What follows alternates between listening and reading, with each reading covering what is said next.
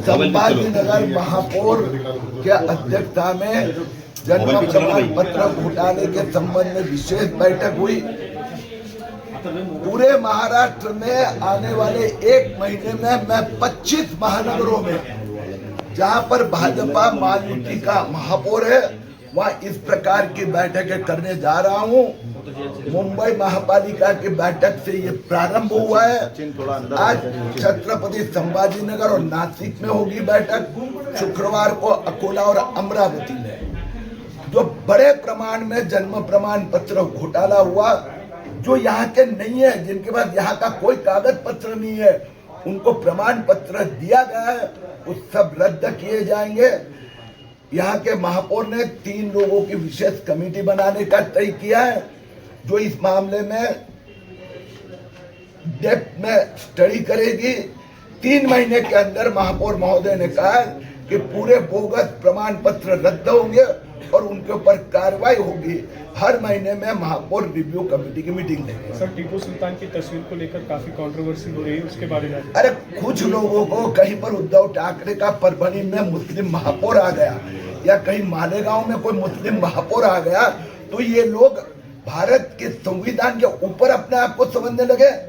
महामानव डॉक्टर बाबा साहेब आम्बेडकर जी का जो संविधान है, राष्ट्र पुरुषों की प्रतिमा तस्वीरें लगानी है। टीपू सुल्तान हिंदू द्वेष्टा, भारत विरोधी, उनका फोटो कहीं पर सवाल ही पैदा नहीं होता है। और राहुल गांधी वो दिल्ली में बैठकर यही करते हैं जो यहाँ का अध्यक्ष टीपू सुल्तान को महामानव कहता है, छत्रपति शिवाजी महाराज से तुलना करता है। अब कांग्रेस और ठाकरे पूरे गोल टोपी लगाकर हरवे वस्त्रधारी हो गए। संभाजीनगर महापौर समीर भाऊ यांना मी धन्यवाद देतोय। एका जिव्हाळ्याचा आणि देशाचा सुरक्षेच्या मागणी अत्यंत महत्वाचा विषयाला त्यांनी हात घातला आहे। आजच्या मीटिंग मध्ये येथे या महानगरातून दिले गेले त्याचा संदर्भात पुढच्या महिनाभरात सगळी प्रक्रिया पूर्ण करून त्यांच्यावर कारवाई करण्यासंबंधीचे निर्णय झाला। आतापर्यंत फक्त 200 लोकांची नावं आरोपी म्हणून आलेली आहेत। आता बैठकीत आणखीन एक गोष्ट समोर आली की संभाजीनगर जिल्ह्यात मोहळाई गावातला घोटाळा, याचा सगळ्यांना माहित आहे। गावाची लोकसंख्या 1300 आणि नोंदणी झाली आहे 3447। ही नोंदणी मे 2025 ते नोव्हेंबर 2025 दरम्यान झाली, त्यातलं एकही नाव घेतलं नाही। तशी शक्यता संभाजीनगर शहरात झाली असण्याची शक्यता आहे।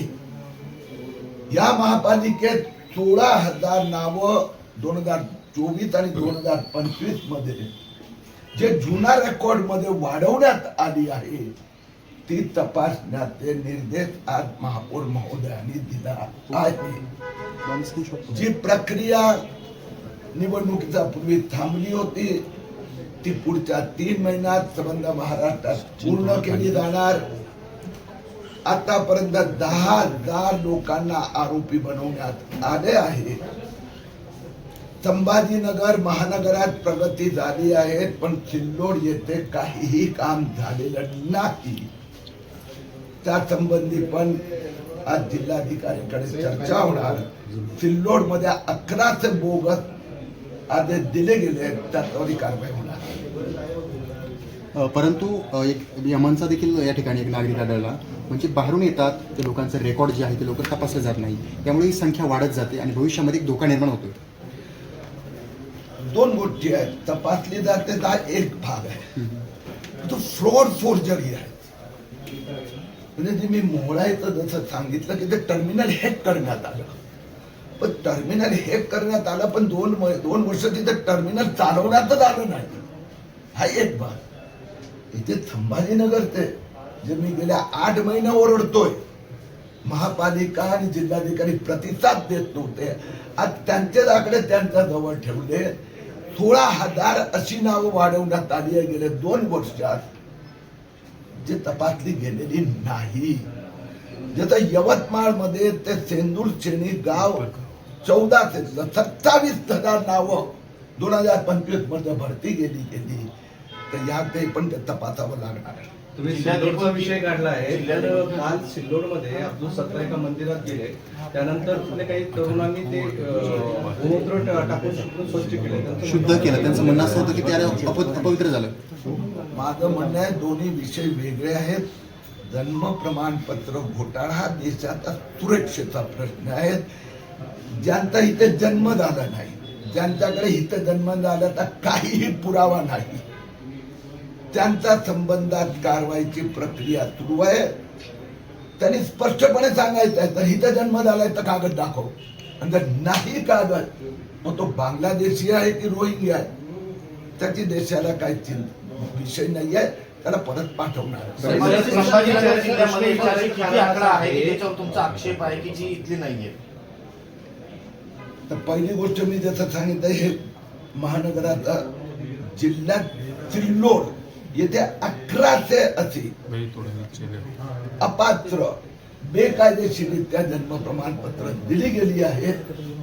त्या संबंधीची प्रक्रिया जात नाही आहे. आता त्याला गती दिली जाणार. बरं, तुम्हाला महापौरांनी काय शब्द दिला? प्रश्न याच्यासाठी विचारला आहे की तुषार भोसले यांनी असं म्हटलं आहे की ते हिंदू नाहीये, तर मग मंदिरात कशाला जातात?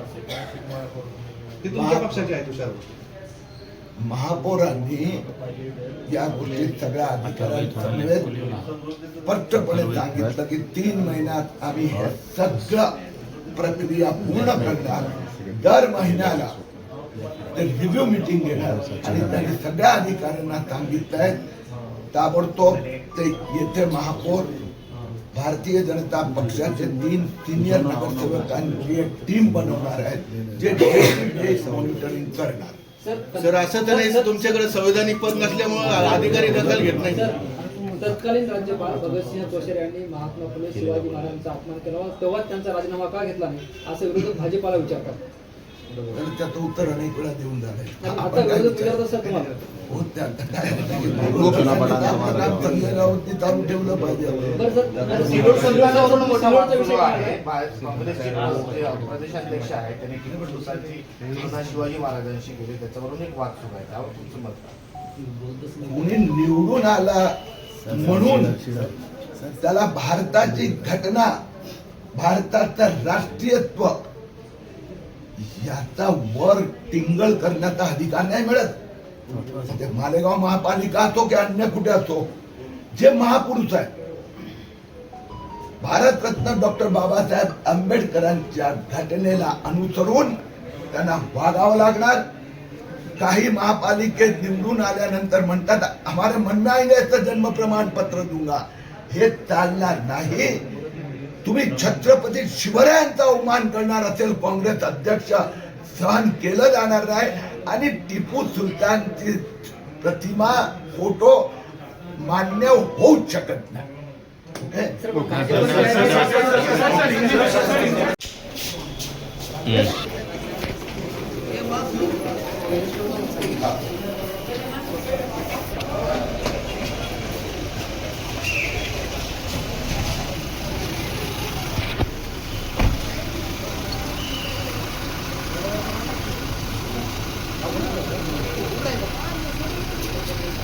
रेडी